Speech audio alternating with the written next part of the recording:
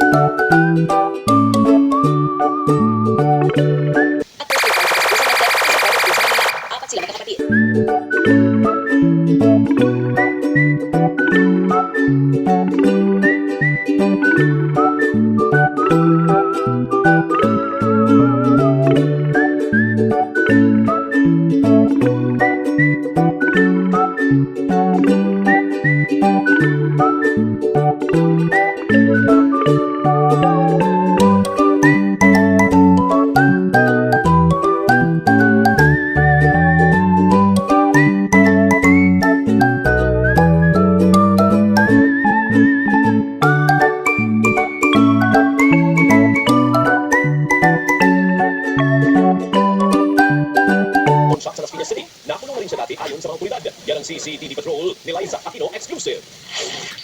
Alas 11:30 Miyerkules ng gabi nang mahagip sa CCTV ang lalaking ito na pasimpleng binubuksan ang pintuan ng isang pawn shop sa Barangay Pulang Lupa 2 sa Las Piñas. Binuksan niya ang mga drawer na tila ay naghahanap ng pwedeng manakaw. Labas-masok ang kabataan bago tuluyang umalis sa lugar. Ayon sa pulisya, gumamit ng lagaya ang suspect para maiangat ang steel roll-up door bago nakapasok sa loob ng pawn shop. Target sana ng suspect ang vault ng pawn shop na may mga labang alahas. Nabuksan niya yung dalawang padlock, pero yung malaking padlock, hindi niya nabuksan, sabi ng mga